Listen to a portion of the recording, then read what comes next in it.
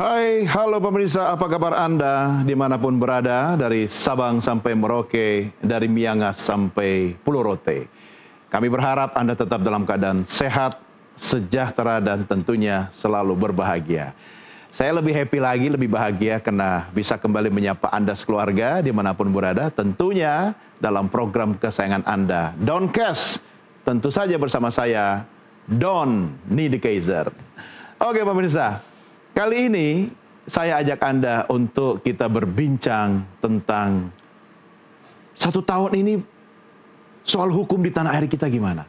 Tidak terasa kita akan meninggalkan tahun 2025 dan kita masuk tahun 2026. Sesaat lagi, tidak terasa lagi. Kalau tahun berganti demi tahun tapi urusan hukum begitu-begitu saja jalan di tempat, ngapain kita ganti tahun tiap tahun, tetapi harapan tinggal harapan. Nah, kalau bicara soal penegakan hukum dan teman-temannya, bagaimana kita menganalisa kasus-kasus hukum sepanjang tahun 2025, kami hadirkan Doncast edisi Kaleidoskop buat Anda di bidang hukum.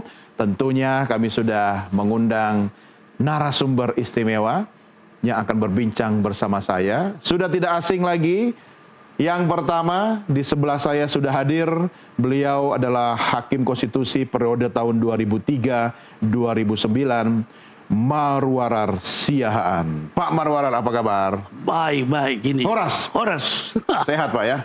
Alhamdulillah, kalau sehatnya itu sehat. Yang penting Bapak sehat. Iya. Kalau hukum kita sehat atau tidak? Ini yang menjadi problem. Ya kan? Kita diskusikan. Ya, kita diskusikan. Ini agak parah. Nah, sudah bergabung juga dengan kita, narasumber kita selain Bapak adalah Guru Besar Ilmu Hukum dari Universitas Pelita Harapan. Kita terhubung melalui Zoom, ada Prof. Jamin Ginting. Prof, apa kabar? Baik, Bang Doni, salam sehat. Salam sehat. Oke. Pertanyaan yang sama, Prof. Saya tanya ke Pak Marwarar, hukum kita sehat nggak? Kalau Prof lihat bagaimana hukum kita ini? Hukum kita ada lagu yang mengatakan aku masih seperti yang dulu. Aku masih seperti yang dulu. Kalau aku favoritnya gini, Prof. Lagunya Trio Ambisi, jangan sampai 3 kali. Pak Marwarar tahu lagu itu ya? Pernah saya ingat, tapi nggak tahu betul lagunya. Pura-pura. Iya, betul. Karena itu eranya sudah lama itu. Iya, memang zaman kita itu. Ya. Tapi begini, kalau kita ibaratkan lagu, kita nggak mau seperti kata Prof. Jamin tadi, aku masih seperti dahulu. Karena Pak Marwarar kan tahu betul bahwa hukum itu harusnya jadi panglima di negeri ini. Betul. 1 tahun terakhir ini, Bapak melihat hukum kita seperti apa? Wah, ini yang dahsyat sebenarnya. Kalau kita mengatakan sistem hukum dan sistem peradilan itu, boleh dikatakan kita merujuk pada satu saja, hasil penelitian Sebastian Pompe yang belum pernah dibahas oleh tokoh-tokoh hukum di sini secara serius ya. Dia mengatakan bahwa Mahkamah Agung Indonesia telah mengalami apa yang dikatakan keruntuhan kelembagaan Mahkamah Agung itu kan. Keruntuhan. Jadi institutional collapse of Indonesian Supreme Court. Pintu terakhir dan harapan terakhir. Harapan terakhir. Jadi kalau kita bandingkan lagi perkembangan terakhir dengan apa yang diucapkan oleh Bapak Said Didu itu tentang kita masih memiliki kedaulatan hukum sekarang, dia mengatakan sama sekali sudah hilang karena sebuah peradilan kita, kalau kita pakai istilahnya International Criminal Court di Statuta Roma, sham trial. Peradilan omong kosong, peradilan pura-pura, karena dia dikatakan peradilan pura-pura karena dia sebenarnya melindungi orang-orang tertentu saja proses peradilan itu dilakukan. Acaranya betul, tapi peradilannya sudah di-set begitu, hasilnya sudah bisa diramalkan. Yang menurut Pak Said Didu itu, saya kira inilah yang terjadi, bahwa yang mendikte hasil peradilan sekarang itu adalah para oligarki. Kalau rakyat diadili di sana, kita hanya menyaksikan bahwa dia akan dihukum. Ini barangkali yang gawat itu. Jadi kalau kita pakai istilah itu, institutional collapse itu, yaitu bahwa telah rontok sistem hukum itu, dan kalau ukurannya di ICC itu, kalau di dalam bidang HAM itu menyebabkan International Criminal Court boleh masuk, ya toh? Tapi tentu kita belum menyetujui Statuta Roma itu. Intinya sham trial itu bahwa hukum itu dikatakan dia menjadi sesuatu yang pura-pura saja, tetapi semu dia melindungi. Dan Iya. itu barangkali ada sesuatu yang gawat, Pak. Satu kali saya mendukunglah para pemilik tanah pribumi yang dirugikan betul oleh tingkah laku para konglomerat oligarki. Jadi kita di pengadilan Tun itu, lawyernya oligarki itu mengatakan karena dia kenal saya, Pak Sihan, capek kau bela-bela itu rakyat itu, katanya. Kenapa? Kan kita harus berjuang. Iya, di Mahkamah Agung itu tidak ada dibaca berkas, katanya. Jadi apa yang dibaca, saya bilang, amplop kuning, katanya. Jadi saya kaitkan dengan amplop apa yang itu apa? Ya amplop kuning itu, ya amplop. Oh, yang ada isinya. Bukan berkasnya itu kan. Itu berani kali Anda mengatakan itu. Berani kali Anda mengatakan ini berarti itulah katanya.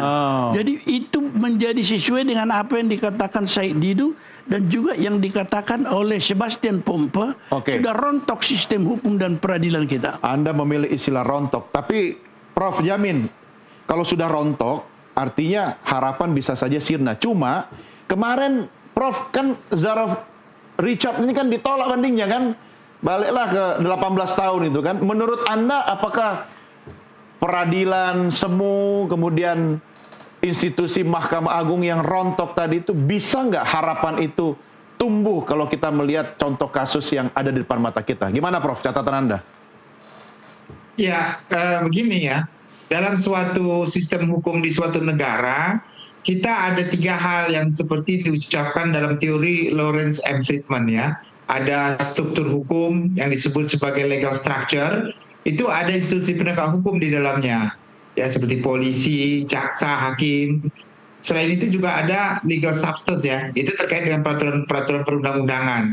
Nah, surprise ya, di awal tahun nanti kita akan melaksanakan 3 sekaligus undang-undang, yaitu undang-undang KUHP, hukum pidana, hukum acara pidana, dan hukum penyesuaian pidana. Nah, itu dari sisi substance ya, walaupun terkait dengan undang-undang perampasan aset yang kita dambakan bahkan sudah pernah didemo di depan DPR juga ternyata seperti angin lalu saja ya, nggak dilaksanakan juga begitu. Lalu terkait dengan budaya hukum kita, legal culture, ya sebagaimana sikap masyarakat terhadap kepatuhan terhadap hukum yang ada di Indonesia ini, budayanya, budaya korupsi, ya budaya buang sampah sembarangan, budaya penebangan hutan secara suka-suka hati. Nah, itu kan menjadi review yang harusnya di akhir tahun ini bisa dijadikan dasar kita begitu. Dan saya kasih contoh terkait itu dengan legal structure ya, struktur hukum kita. Tadi Pak Muarraf sudah menyatakan bahkan putusan MK saja yang menyatakan polisi tidak boleh menjabat di instansi sipil dilawan dengan Perkap Kapolri 150. Nah, ini di depan publik dipertontonkan suatu pertentangan yang tidak seharusnya. Bagaimana ketaatan hukum ya, budaya hukum itu penegak hukum tidak menunjukkan begitu loh. Sulit kalau kita begini. Nah, ini yang menjadi contoh negatif menurut saya. Nah, kembali tadi pertanyaan tentang Jarod Richard, ini kita lihat garda terakhir di mana keadilan harusnya ditemukan, di situ juga tidak ada keadilan. Nah, ini kekecewaan masyarakat ini jangan sampai mengklimaks gitu ya, seperti apa yang terjadi di negara mana itu yang demo sampai rakyatnya, generasi Z-nya turun ke jalan begitu untuk melakukan demonstrasi begitu. Nah, ini yang menjadi pemikiran kita melihat begini, Bang Dodi, kita lihat seperti angin gitu loh. Angin itu kita bisa merasakan, tapi tidak bisa kita lihat gitu. Sama, di negara kita sudah melihat kebobrokan hukum kita terjadi, kita merasakan, tapi tidak bisa men-touch gitu loh. Tidak bisa merubah, tidak bisa. Nah, ini kan kekecewaan cukup mendalam gitu. Kita sering mendengar kalau mau ngurus perkara ke polisi, hilang ayam nanti bisa hilang kambing jadi hilang lembu. Itu kan realitas gitulah. Maksudnya Anda melaporkan kehilangan, contohnya orang melaporkan kehilangan motor, lalu dia harus membayar untuk mencari motornya lebih besar dari harga motornya. Nah, kalau masuk ke pengadilan nanti nambah uang lagi buat jasa untuk menghukumnya. Nah, ini kan kalimat kalimat-kalimat yang umum di masyarakat kita dengar, tapi nggak ada nilai diri kita untuk memperbaiki sistem itu. Nah, kalau ke pengadilan, nah begitu juga. Kalau berperkara harus, tadi Pak Muara bilang harus ada amplop kuningnya. Nah ini kan memang realita begitu. Nah bagaimana cara memperbaiki ke depan itu menurut saya, nah inilah political will kita ya ada di pimpinan, apakah itu pimpinan lembaga judicial, pimpinan legislatif maupun eksekutif. Jadi bagaimana gitu? Kalau budaya hukum lagi ya, nyebrang sembarangan. Ini sebenarnya hal kecil ya, Bang Doni. Contohnya, sekarang banyak sekali orang melawan arus motor, ya, nyebrang sembarangan. Itu kan menunjukkan karakteristik pembangkangan terhadap aturan hukum dari hal kecil. Tetapi pembangkangan terhadap hukum itu nanti bisa lebih besar lagi yang dilakukan oleh pejabat-pejabat. Dari kecil aja sudah terbiasa membangkang hukum.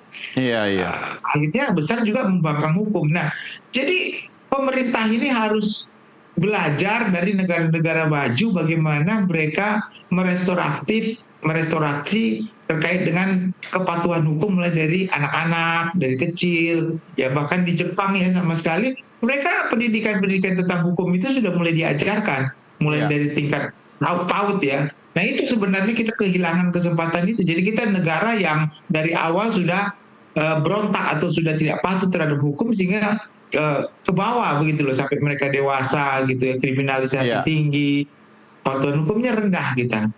Begitu Mas Doni. Iya, saya khawatir Pak Marwarar kalau kata Prof Jamin tadi kita perlu memangkas satu generasi untuk memulai dari basic gitu kan soal hukum, masukkan ke kurikulum, lakukan pembiasaan ya kan, penegakan hukum, reward and punishment. Cuma saya juga harus apresiasi nih Pak Marwarar. Kejaksaan Agung lah coba kita. Beberapa waktu lalu kan Anda dan Prof Jamin juga lihat Presiden dengan bangganya mempertontonkan hasil uang sitaan yang jumlahnya fantastis itu kan, sampai bertumpuk-tumpuk itu. Soal kasus Riza Khalid, ya kan? Ada harapan sih sebenarnya, tapi saya khawatir itu lagi-lagi kata Anda tadi Pak, harapan semu karena peradilan semu sebenarnya yang berkuasa oligarki. Bagaimana meyakinkan masyarakat kita bahwa selalu ada jalan? Ya, jadi saya kira memang ketika didemonstrasikan bahwa nilai uang yang sebesar itu dikembalikan kepada negara sebagai karya dari penegakan hukum, kalau saya melihat dari sudut nilai boleh dia besar, tetapi dari sudut apa yang menjadi dasar pengembalian wibawa hukum itu menurut saya kecil karena hanya didemonstrasikan begitu saja. Tetapi kalau mau mengukur artinya berapa besar yang sudah bisa dieksekusi, kita bisa melihat contoh misalnya kalau Sylvester Matutina saja sebagai contoh putusan berkekuatan belum dilaksanakan atau tidak dilaksanakan. Itu berarti ada contoh di peradilan yang menyangkut korupsi, kemungkinan besar bahwa banyak perkara berkekuatan belum dieksekusi kan. Barangkali mengagetkan Anda kalau saya katakan bahwa pernah Ketua BPK itu Pak Anwar Nasution bisikkan sama saya melihat di mana itu putusan-putusan peradilan yang menghukum para terpidana itu mengembalikan uang itu, saya belum melihat katanya hasilnya. Tapi saya kritik dia, Anda itu Ketua BPK, Anda tentu dengan mudah mengalahkan perintah audit gitu kan. Jumlah di seluruh Indonesia berapa yang sudah berkekuatan, berapa yang sudah dieksekusi, itu laporan per bulan bisa dilihat. Oleh karena itu kalau misalnya secara individual apa yang dikatakan pengembalian uang yang berhasil dibawa Kejaksaan Agung untuk kembali kepada negara secara individual jumlahnya boleh besar, tapi itu adalah relatif dari sisi jumlah perkara dan orang yang terlibat yang belum pernah diumumkan itu dan pernah diberi, karena saya dulu kawan dari Pak Anwar, dia bisikkan saya, bisikkan, tapi sekarang bukan saya bisikkan kan, dia terang-terangan. Karena saya curiga melihat Sylvester Matutina satu contoh tidak dieksekusi 6 tahun. Saya juga kaget itu, bahkan saya pernah berbincang sama dia dalam talk show. Kalau ku tahu Itulah. dia belum selesai kasusnya itu, langsung ku telepon aparat saat itu. Jadi barangkali kata kunci sekarang ini, pengawas itu harus diawasi. Nah, siapa yang mengawasi? Who watch the watchman gitu. Tuh, kalau yang mengawasi juga masuk angin gimana? Ya itulah, itu adalah suatu mekanisme yang berurutan terus. Iya. Jadi kalau jaksa itu sebagai pengawas, mesti ada pengawasnya itu lagi. Tentu kita bilang tadi BPK, audit. BPK juga harus bisa diperiksa dong. Iya, Ya kan? iya, Ini setuju. sila terakhir, pada kunci terakhir itu adalah penanggung jawab daripada negara ini adalah presiden. Setuju, setuju. Nah, pertanyaannya, Prof. Jamin, kalau kita tadi mengapresiasi prestasi Kejaksaan Agung, tetapi kan Anda juga tadi mengkritik Kejaksaan Agung, kepolisian, ini kan APH semua, alat penegak hukum semua. Satu masuk angin, dia jadi ekosistem yang lain, sama-sama masuk angin, ya kan? Bahkan orang, Prof, sekarang lebih banyak datang ke Damkar, ya kan? Untuk menjadi solusi bagi permasalahan yang dihadapi. Nah, bagaimana Anda memberikan highlight bahwa Kejaksaan Agung kita di era Jaksa Agung sekarang setidaknya ada harapan lah mungkin, Prof. Gimana? Nah, kalau kita lihat kejaksaan hari ini, kejaksaan ini kan tugasnya sudah sangat baik sekarang begitu loh. Kita bandingkan dengan KPK, sekarang lebih banyak kan kita lihat bagaimana OTT dan pemberantasan korupsi yang dilakukan oleh kejaksaan. Saya kira kejaksaan juga cukup baik yang melakukan. Cuma permasalahannya adalah kejaksaan kan dapat suplai perbuatan-perbuatan itu dari penyidik gitu dalam tindak pidana di luar dari tindak pidana kewenangannya begitu ya. Nah, kalau tidak dinaikin ke kejaksaan juga nggak bisa apa-apa lagi begitu, tidak bisa melakukan perbuatan apapun. Jadi yang namanya criminal justice system ya, mulai dari penyidikan, penuntutan, itu harus sinergi. Nah, sekarang ini kita lihat ya, dengan KUHAP yang baru, hukum acara pidana, konsep terkait dengan criminal justice system itu ada raja-raja kecil di kepolisian, raja-raja kecil di kejaksaan, raja-raja kecil di pengadilan. Jadi tidak terkumpul sinergi, check and balances-nya nggak masuk begitu. Dan itu yang sebenarnya di dalam, menurut saya kondisi itu sepertinya, dugaan saya belum tentu juga benar ya, bisa jadi memang dikondisikan seperti itu, masih senang dalam ada kenyamanan simbiosis mutualisme ya. Ya, nah sekarang bayangkan polisi sekarang berwenang, sangat berwenang sekali ya. Dulu kita dengar partai-partai parcok gitu ya. Karena kita tahu ya parcok gitu, sangat berkuasa sekali ya. Masuk ke instansi-instansi lain, punya kewenangan penangkapan, penyidikan, tidak dengan izin daripada pengadilan, ya, hakim pemeriksa pendahuluan yang kita harapkan ada dalam sistem hukum kita, nggak ada sekarang, begitu kan? Nah, itu kan salah satu bentuk bagaimana mereka nggak mau diawasi, begitu.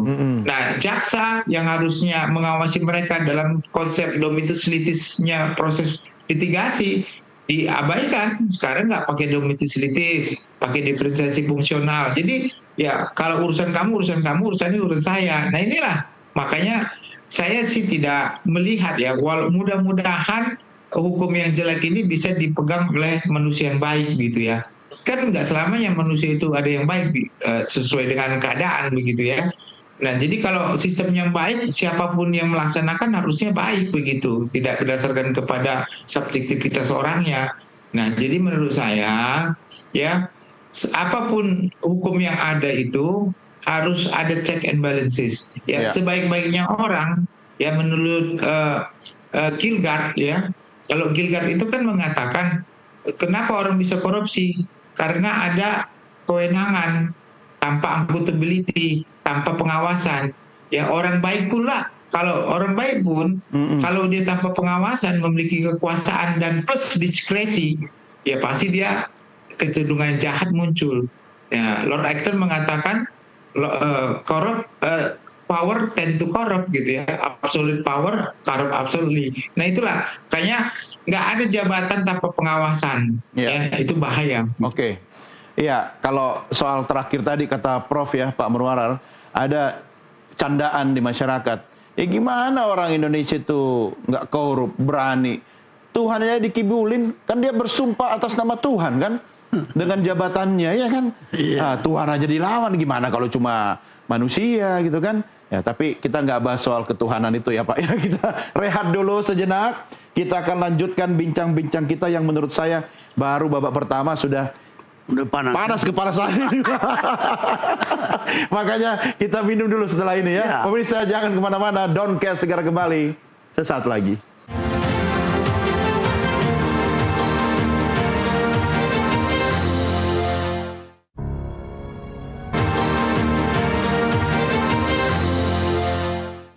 Terima kasih pemirsa masih tetap setia bersama kami dalam program Doncast bersama saya Doni The Kaiser alias DK.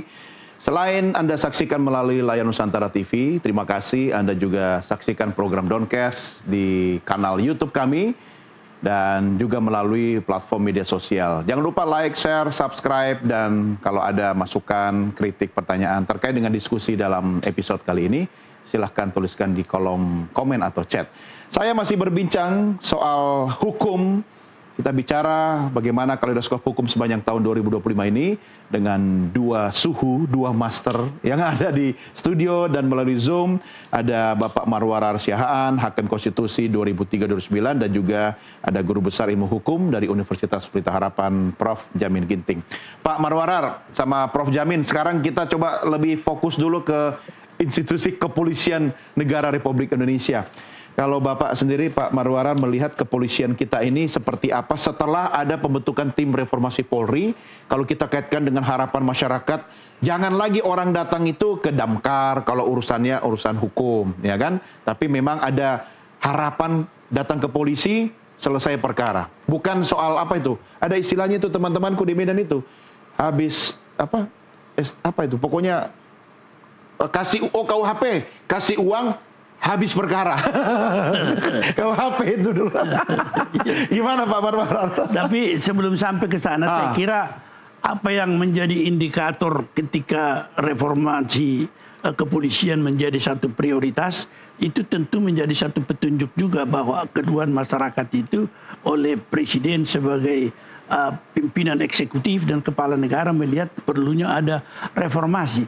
Tetapi kalau kita perhatikan tugas kepolisian sebagai penyidik di dalam penanganan perkara pidana itu, baik di sistem lama dulu KUHP yang lama dengan yang baru juga, menurut saya bahwa itu adalah suatu proses dari hilir sampai ke hulu, dari hulu sampai ke hilir ini merupakan apa yang disebutkan di the integrity of the criminal justice system. Jadi ada integritas satu kesatuan dari hulu sampai ke hilir. Oleh karena itu menjadi pertanyaan, kenapa hanya polisi yang direformasi? Tentunya kalau di dalam pengawasan itu atau dalam aliran perkara itu, dia ada pengawasan horizontal antara satu instansi dengan yang lain, yaitu misalnya kejaksaan sebagai penuntut umum mengawasi juga hasil penyidikan, kejaksaan juga diawasi oleh pengadilan, terutama sekali ada pra-peradilan juga,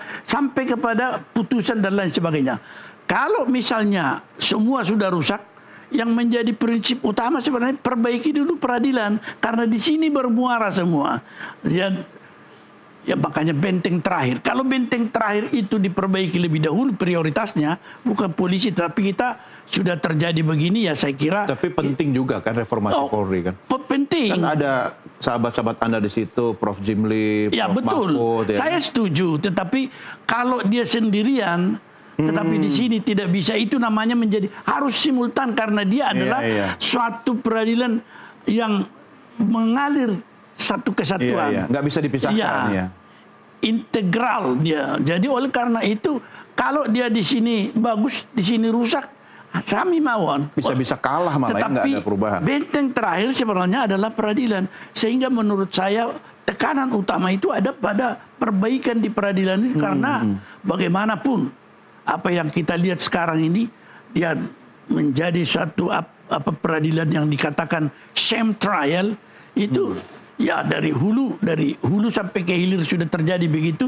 Tetapi benteng terakhir itu juga merupakan sesuatu fokus kita sebenarnya. Bagaimana kita memperbaiki semua ini.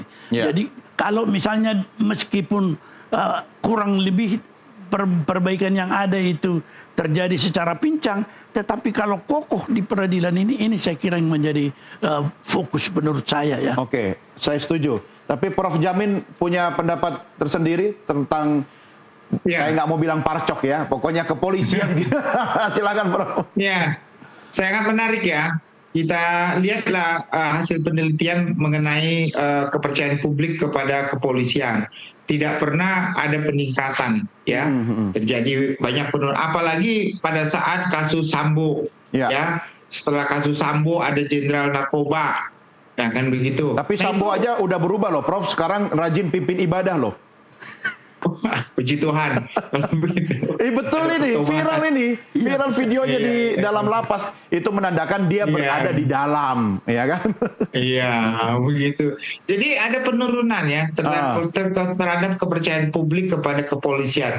Kenapa itu terjadi? Menurut pengamatan saya, polisi itu masih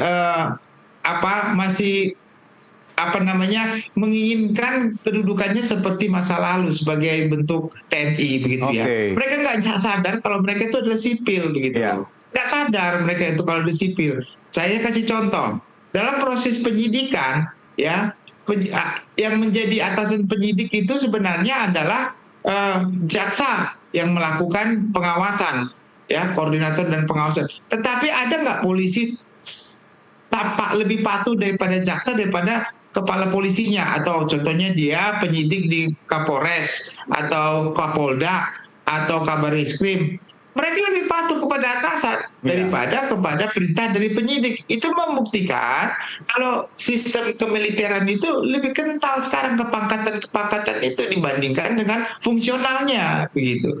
Nah itu yang menjadi, bahkan makanya kekuasaan penuh di Kapolri itu kayak militer banget, militeristik itu. Dan bukan sipil begitu. Nah jadi ini yang menjadi permasalahan, sehingga garis komando itu sangat menyebar dengan cepat. Jadi polisi bawahan tidak bisa membantah atasan. Siapa? Itu 86 Pak, 86. Nah gitu kan, jadi nggak menunjukkan sikap sipil sebenarnya. Itulah kesalahan yang terjadi kepada militer itu yang pertama. Yang kedua, kita lihat militer ini ya harus humanis begitu loh. Jadi mereka bisa merasakan blending gitu Bu. Menyatu dengan masyarakat sebagai bentuk sipil, sehingga mereka bisa diterima di dalam masyarakat. Jangan image masyarakat selalu kalau berhadapan dengan polisi pasti nanti urusannya saya diminta duit. Image yang sudah budaya hukum yang terbentuk, susah merubah itu. Nah jadi itu harus dilihat. Kenapa? Karena dalam sistem rekrutmen terhadap kepolisian juga banyak terjadi seperti itu. Banyak kita dengar orang kehilangan 5 miliar, 4 miliar untuk masuk Akpol, contohnya begitu kan. Nah pertanyaannya, yang masuk Akpol itu apakah benar ya 10% itu adalah murni, 90% harus sogok? Kan itu kan pertanyaannya. Benar nggak itu yang beredar-beredar di masyarakat, bahwasanya untuk masuk Bintara, untuk masuk sekolah perwira, untuk apa harus? Nah, kalau dari didikannya sudah nggak benar, inputnya sudah nggak benar, outputnya juga jadi masalah nanti. Dia terbiasa seperti itu. Makanya kita perlu pengalaman ya, seperti apa yang terjadi di Hong Kong dulu. Dia diputus 2 generasi kepolisiannya diputus gitu. Jadi orang-orang baru yang benar-benar, tapi dikasih kesempatan supaya mereka bertobat gitu. Maksudnya supaya yang senior-senior itu mengembalikan kalau ada hasil kejahatan. Di Hong Kong itu Prof memang sangat-sangat revolusioner ya langkah yang ditempuh. Tapi memang bisa mengubah mindset, karakter dan behavior polisi Hong Kong yang sebelumnya memang sangat korup sekali. Cuma kan di sini kayaknya agak susah ya, Prof. Kalau misalnya ditutup itu polisi, rekrutmen dimulai dari nol, tugas polisi itu kan tidak bisa tergantikan juga. Atau sementara apa bisa diserahkan ke Satpol PP atau Damkar, itu kan juga bukan sebuah solusi gitu kan. Ada nggak cara instan, Prof? Kalau misalnya polisi itu harus diubah? Enggak, saya kira enggak semua juga polisi seperti itu ya. Ada juga polisi-polisi yang baik dalam institusi kepolisian saat ini yang tidak bersuara karena mereka nggak berani, begitu loh. Ada. Nah, jadi tinggal dicari saja masa transisi, kan semua ada masa peralihan lah, 2 tahun kayak 3 tahun kayak masa peralihan. Tetapi anak-anak yang baru dari Akpol ini nantinya tidak ada benar-benar murni, tapi mereka harus bertanggung jawab gitu, murni. Karena kan kalau sudah tamat dari situ lalu mereka ketemu orang yang nggak beres juga, akhirnya terikut gitu. Nah, makanya harus mereka diberi kekuasaan. Nah, untuk itu ya makanya reformasi kepolisian ini harus benar-benar dilihat dari rekrutmen, jangan dilihat dari laporan masyarakat. Oh, masyarakat ini polisi, terus polisi ini diselesaikan. Bukan begitu, mereka bukan tempat pengaduan, karena bukan.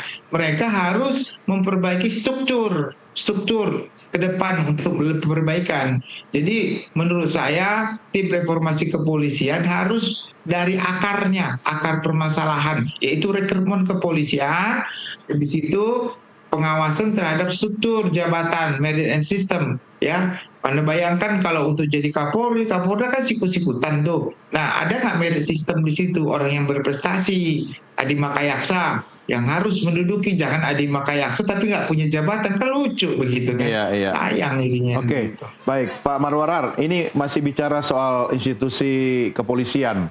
Kan yang beberapa bulan, bahkan setahun terakhir ini yang masih tetap ramai soal isu ijazah mantan Presiden Joko Widodo gitu kan. Babak baru kemudian ijazah sudah ada di tangan penyidik, ya kan. Nah, berdasarkan itu banyak juga masyarakat yang menilai ini tendensi politiknya cukup kental. Tapi kan kita bicara polisi sebagai aparat penegak hukum. Aparat penegak hukum bisa diintervensi politik atau bagaimana Anda melihat kalau kita kaitkan dengan kasus yang terakhir ini? Ya, saya kira tadi kita bicara dulu tentang perubahan kepolisian melalui reformasi ini. Sesungguhnya sebenarnya kalau diukur dari 3 anasir hukum itu yang disebut Pak Jamin tadi itu, dari sudut struktur, dari sudut kultur, dari sudut substansi, ketiga-tiganya ini harus dicakup. Kalau kita melihat misalnya lahirnya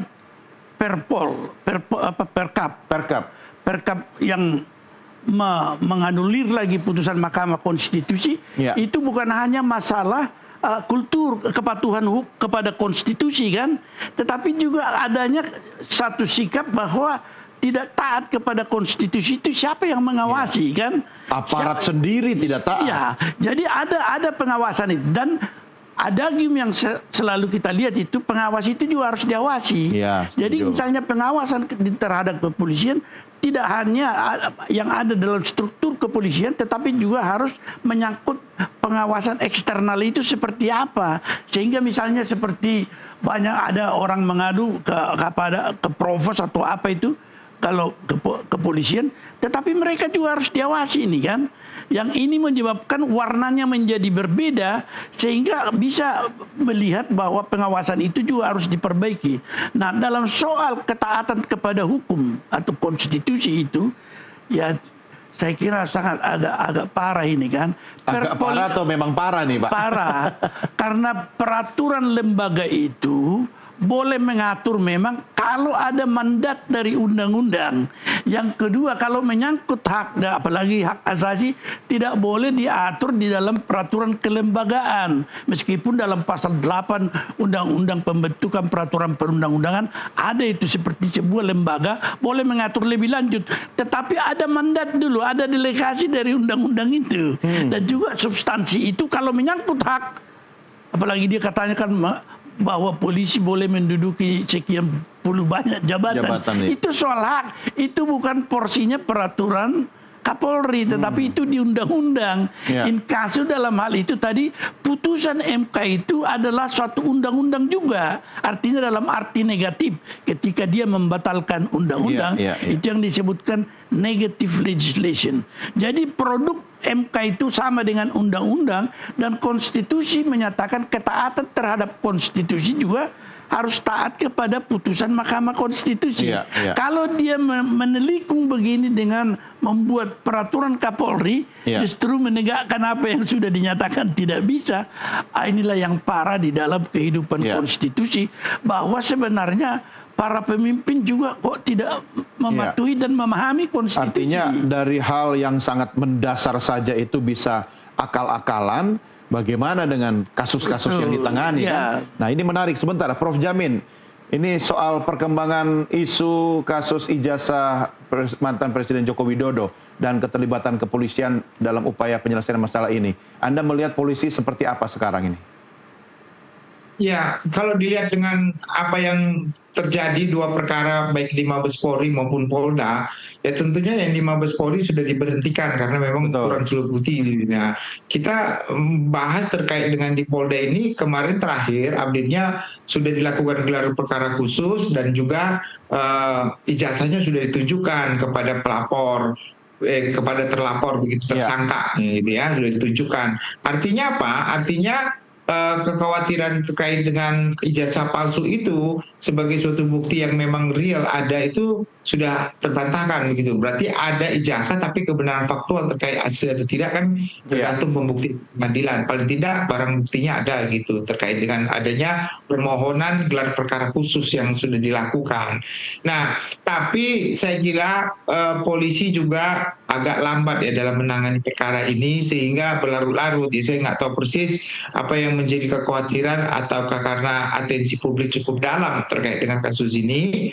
Tapi yang pasti sebenarnya ini kasus gampang dan bisa diselesaikan dengan singkat. Nah itu menurut saya. Tapi kenapa terlalu diurus seakan-akan gitu ya, seakan sulit padahal ini kasus yang teroris saja yang begitu cepat sulit bisa cepat selesai. Kenapa urusan ijazah kan kita malu sebenarnya negara yang begitu besar dengan kepolisian yang begitu baik tapi menangani kasus ijazah kalau orang asing lihat kita jadi ketawain ini sama polisi asing. Artinya gini Prof, terlepas soal hasil akhir nanti benar atau salah ya, artinya dengan posisi kepolisian seperti sekarang ini Prof, ini kan malah membuka terang benderang bahwa polisi itu sebagai institusi penegak hukum malah bisa terintervensi oleh hal politik, begitu ya?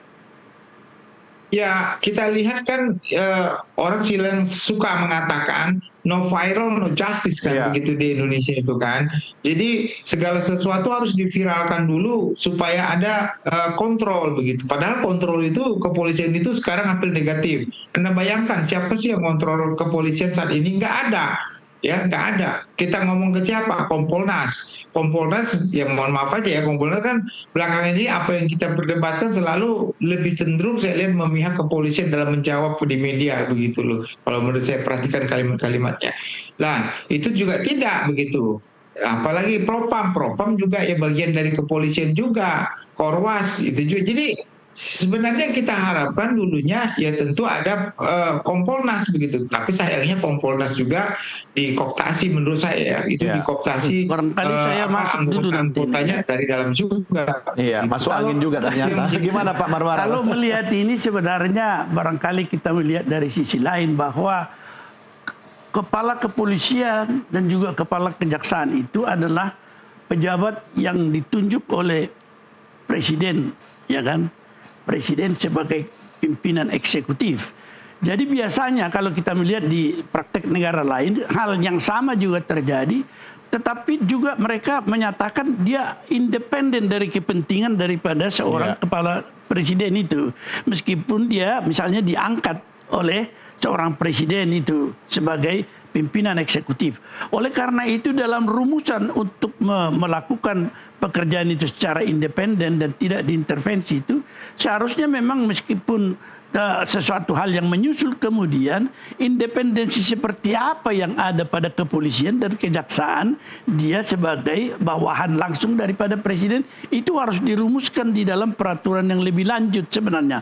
Nah oleh karena itu kalau kita melihat sekarang ini apakah memang kepolisian memiliki sesuatu keterkaitan kalau kita lihat dari seluruh masalah apa yang menjadi masalah Kapolri yang diangkat oleh presiden dan juga keperpihakan mereka pada waktu pemilu yang lalu kepada apa yang menjadi garis daripada presiden, maka kalau kita melihat sekarang itu sulitlah kita mengharapkan bahwa kepolisian bisa akan menunjukkan ijazah palsu dari seorang presiden yang mengangkat mereka kan. Nah oleh karena itu di sini masalahnya sekarang harus tekanan publik yang ada dan kalau kita lihat TAP MPR nomor 6 dulu mengatakan bahwa krisis Indonesia, dan itu masih berlaku. TAP MPR nomor 6 tahun 2001, krisis kita di Indonesia ini adalah karena memang etik yang merosot daripada apakah itu pejabat publik seluruhnya, dan juga di pendidikan juga begitu. Oleh karena itu, untuk menjadi syarat ini, kita harus kembalikan etik itu seperti apa di dalam setiap jabatan itu, termasuk presiden juga. Dia harus memiliki etik kenegarawanan yang tinggi untuk bisa membiarkan bahwa kebenaran itu harus dibuka. Kalau tidak, maka ada dugaan seluruh kebijakan politik yang dikeluarkan di masa lalu itu berdasarkan data-data yang tidak benar. Ini menjadi permasalahan besar bagi kita, dan menjadi kembali kepada TAP MPR itu bahwa krisis yang kita alami sekarang karena merosotnya etik berbangsa dan bernegara, ataukah etik di bidang pendidikan termasuk UGM kan terlalu dia mencela-mencela, padahal saya bekas rektor kan. Dengan mudah saya bisa melihat itu, ini sebagai satu proses, ada nggak aja ijazah itu. Kalau itu terjadi demikian, kenapa tidak dibuka? Dan kedua, ada satu etik yang salah. Begitu seorang pejabat ikut di dalam pemilu, maka semua data-data dia itu terbuka kepada publik. Tidak ada rahasia itu. Soalnya dulu syaratnya tidak ada yang asli sih Pak, cuma legalisirannya aja. Ya, tapi sekarang itu bisa dibuka. Artinya belajar dari sini. Tidak mengatakan bahwa tidak boleh dibuka rahasia.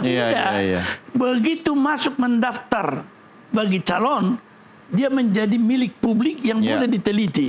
Dan ini beberapa kesalahan paradigma menurut saya di dalam menilai ini. Ya, sejak kasus ini menyeruak ya, setahun terakhir ini, saya sekarang hati-hati sekali Pak Marwara dan Prof Jamin. Semua dokumen pendidikan saya, ijazah saya simpan baik-baik. Siapa tahu saya besok maju jadi calon presiden, ya kan? Aman itu. Aman. Kita rehat dulu sejenak. Kita lanjutkan diskusi kita di kesempatan segmen berikutnya, tentunya sesaat lagi. Doncast segera kembali, sesaat lagi.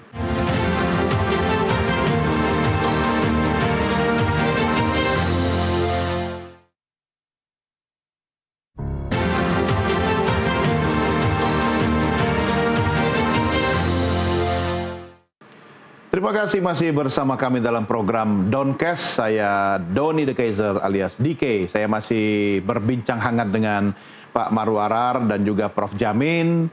Dan sekarang saya mau masuk ke soal satu hal Pak Marwara yang baru pertama dilakukan oleh Presiden Republik Indonesia, memberikan amnesti, abolisi. Ada beberapa kasus ya kalau Anda ikutin, dari Tom Lembong, Hasto, dan juga Dirut apa ASPD. Ya. Gimana Bapak lihat ini? ASDP. Ya, kalau saya kira memang ada beberapa faktor yang harus dipertimbangkan di sini. Pertama, yaitu itu adalah wewenang presiden, ya kan? Dia berhak menurut konstitusi. Tapi mungkin perlu ada suatu pertimbangan tentang timing. Karena timing di dalam kerangka menjaga apa yang disebutkan pembagian kekuasaan negara dan suatu kondisi apa masing-masing ada terpisah satu sama lain, meskipun ada check and balance melalui tadi kewenangan presiden itu. Dalam arti kalau misalnya kita mengatakan abolisi, kapan abolisi? Kapan amnesti dan lain sebagainya, itu membutuhkan timing. Yaitu biasanya itu kalau dia abolisi tentu sebelum masuk ke peradilan prosesnya kan, atau sebelum dilakukan penuntutan terakhir sebelum diputus hakim. Tetapi ini barangkali ada yang saling saya kurang tahu itu. Tentu saja ini menjadi masalah yang harus diberikan oleh Menteri Kehakiman tentunya terhadap Bapak Presiden kan. Tetapi kalau substansi it's okay. Nah, yang kedua barangkali juga dalam beberapa kasus yang menyangkut apa yang dikatakan ini BUMN dan juga sebagai PT, di mana langkah-langkah mengambil keputusan kebijakan itu di dalam melakukan katakanlah investasi, ada hal yang selama ini agak ya jaranglah dipergunakan, tetapi kalau di dalam hukum bisnis di Amerika dan di negara maju itu menjadi suatu pertimbangan yang tidak dimasuki oleh masalah-masalah hukum, misalnya apa yang dikatakan business judgment rule. Jadi kalau misalnya dia sebagai pimpinan perusahaan yang merupakan suatu badan usaha yang mencari untung, tidak selalu dia akan beruntung dalam keputusan itu, bisa rugi. Namanya saja investasi bisnis, tidak ada jaminannya untung. Tetapi karena kriteria BUMN itu yang ada modal dari pemerintah masuk di sana, maka dikatakan dia merupakan bagian dari keuangan negara. Kalau rugi berarti dianggap korupsi. Dianggap kerugian negara, sehingga tanpa mempertimbangkan business judgment, penilaian yang harus diberikan diskresi kepada pimpinan itu. Setuju. Maka itu kalau diabaikan agak sulit. Satu hal yang pernah kita lihat itu, yaitu ketika Pertamina waktu itu menanam modal di Australia untuk ada satu konsorsium lah bahwa minyak di bawah tanah akan disedot, jumlahnya sekian, di uplifting. Tetapi kan bisa hilang itu jumlah minyak di dalam itu karena misalnya goncangan bumi, ya kan? Dia menjadi turun, sehingga dia tidak beruntung, rugi. Kemudian pimpinan perusahaan Pertamina itu dihukum. Dianggap korup. Dianggap korup karena merugikan. Tidak semua yang merugikan negara. Merugikan negara karena dia BUMN kan.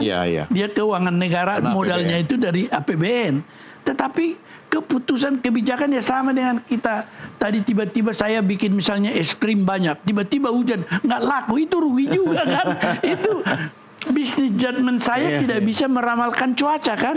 Sama dengan goncangan bumi begitu. Betul. Itulah barangkali yang dilihat oleh Bapak Presiden, dan saya setuju itu bahwa pimpinan ASDP mengambil kebijakan itu dia tentu mempertimbangkan berdasarkan hitungan-hitungan bisnis. Aspek bisnisnya Lama-lama kalau begitu tidak ada orang mau jadi direksi BUMN. Iya kan? Karena nanti kena kasus semua. Prof, bagaimana Anda lihat soal abolisi, amnesti dan lain-lainnya? Kalau kita lihat sepanjang tahun ini kan ada kasus Tom Lembong, Hasto dan juga mantan Dirut ASDP, Prof.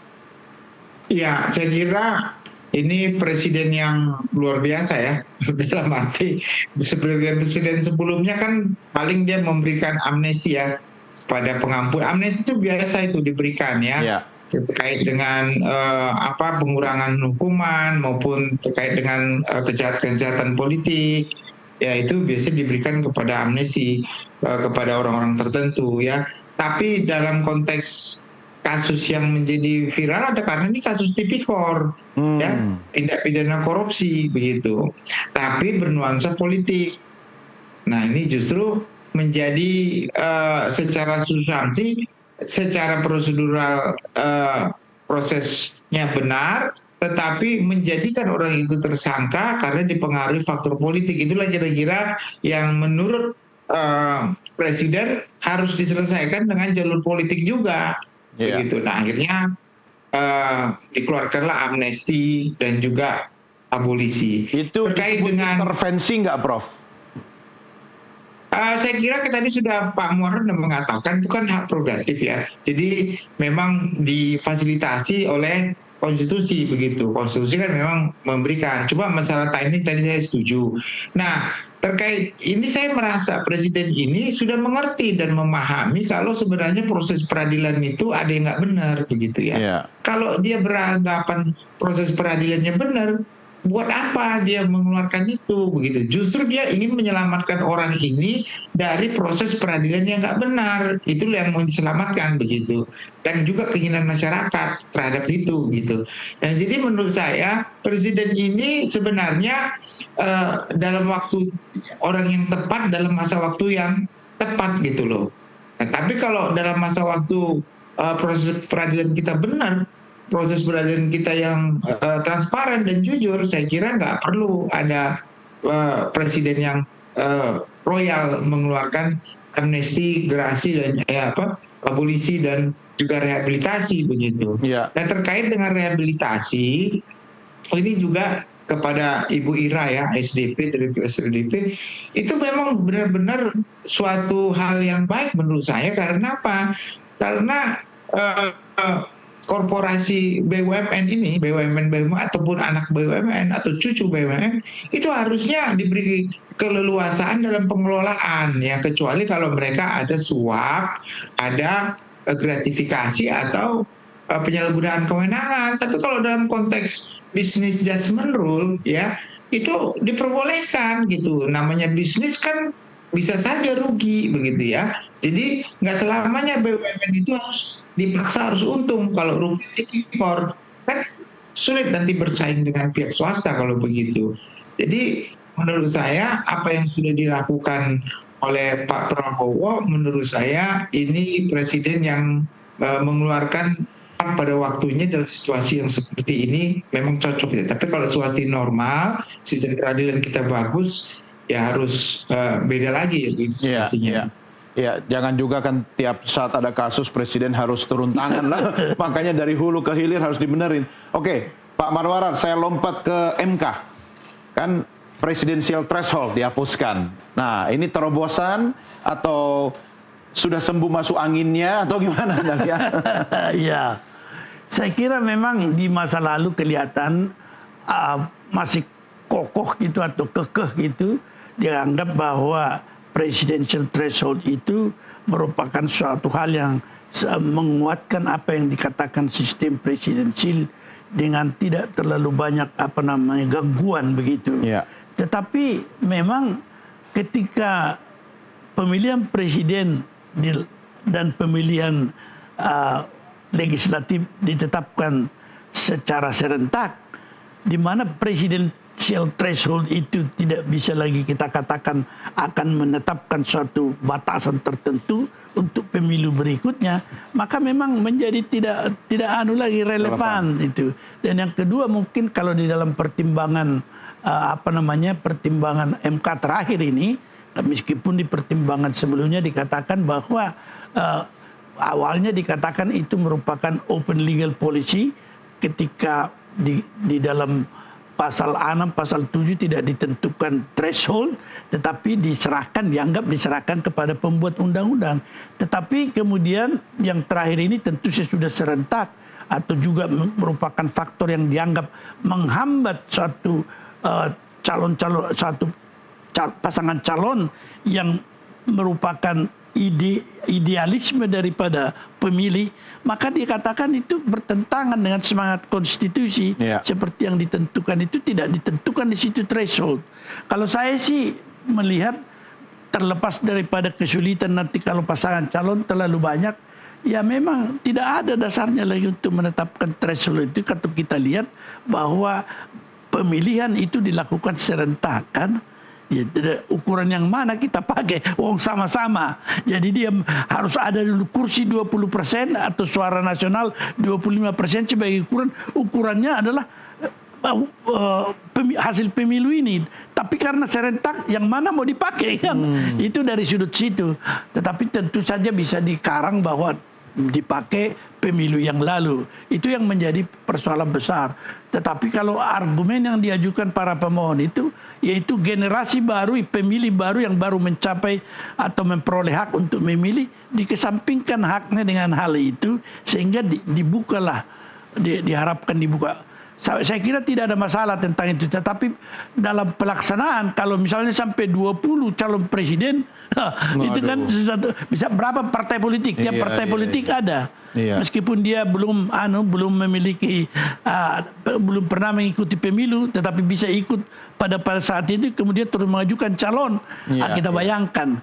Oleh karena itu sebenarnya ya, kalau kita lihat apa yang terjadi di Amerika, satu partai itu memang satu, tetapi dia melalui satu mekanisme yang demokratis, yaitu calon-calon dari mereka itu disaring dulu di dalam konvensi partai.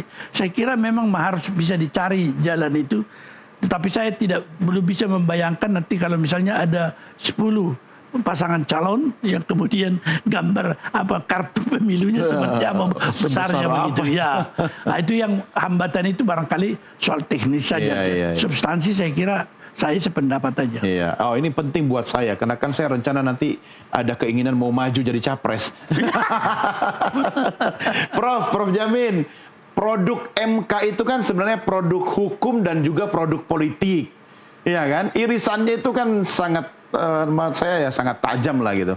Apa yang harus Anda sampaikan kepada pelaku di dunia hukum dan juga di politik ini agar yang harus jadi panglima itu kan sebenarnya hukum meski melalui proses politik.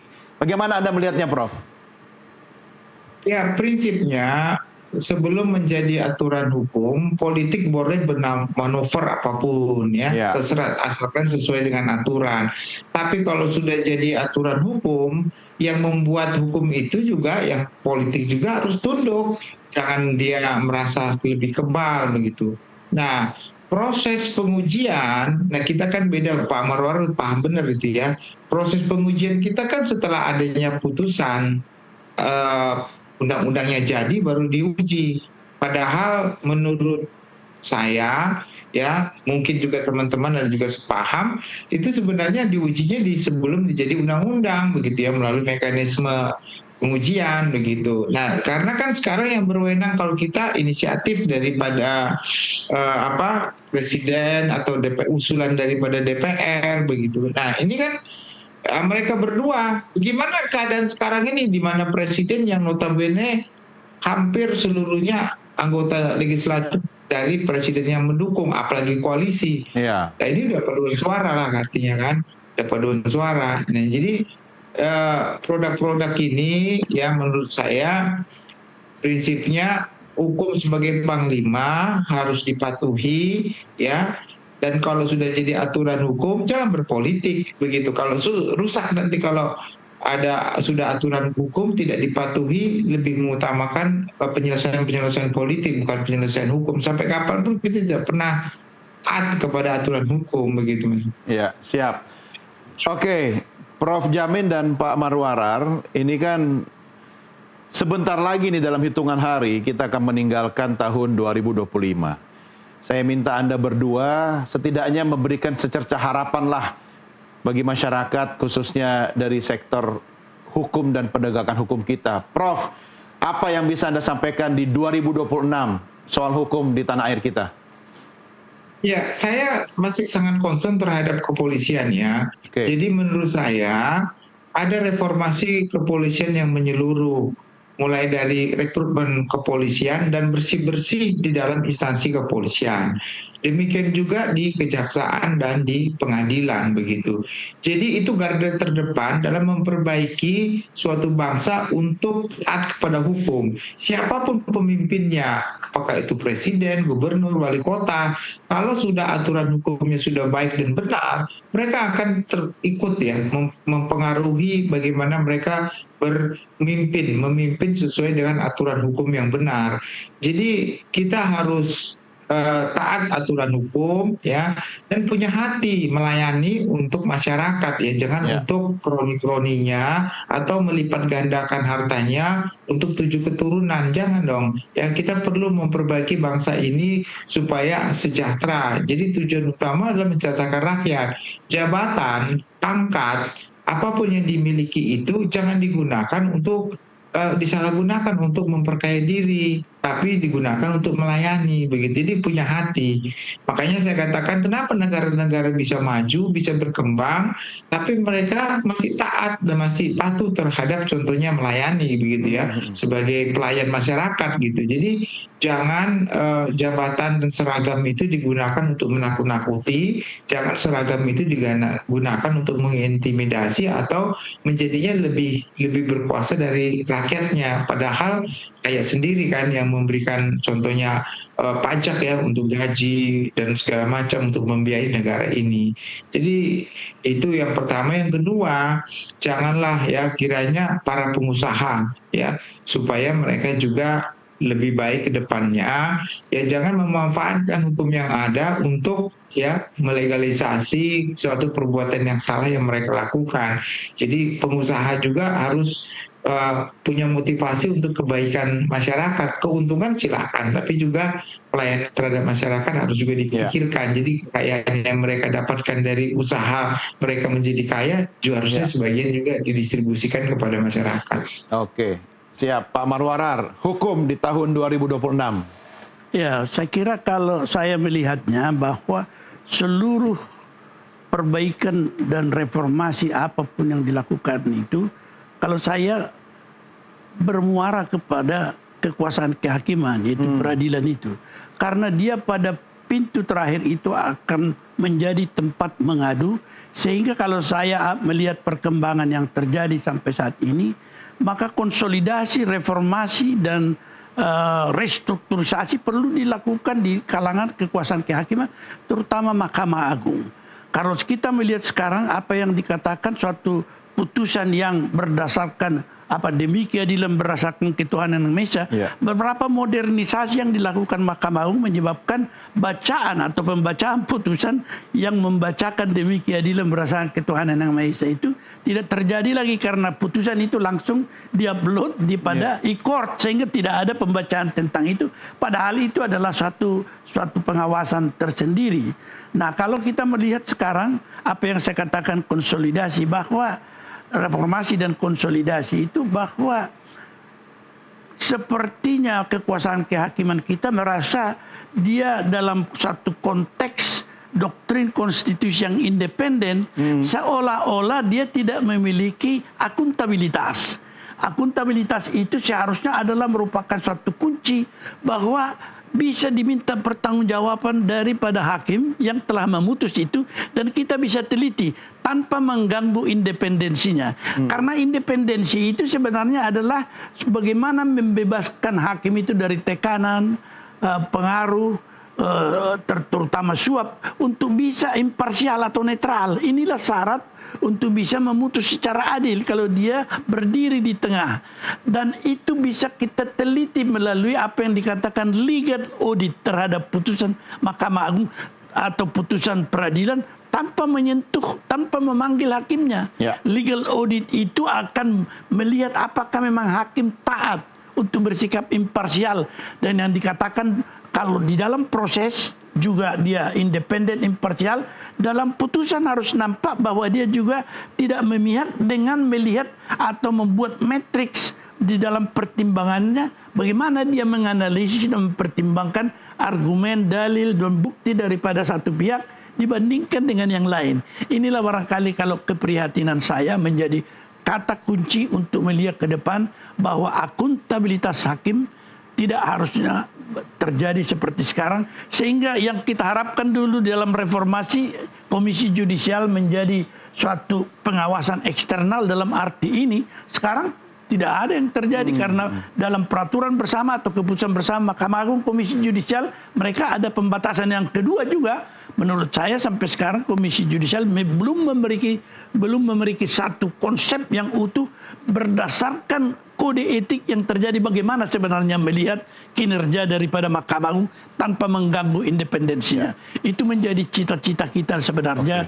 Dan kalau di hulu juga tidak terlalu necis, tapi kalau ini terjadi bisa necis, bisa kita kembalikan hak-hak dan dijamin hak-hak pencari keadilan.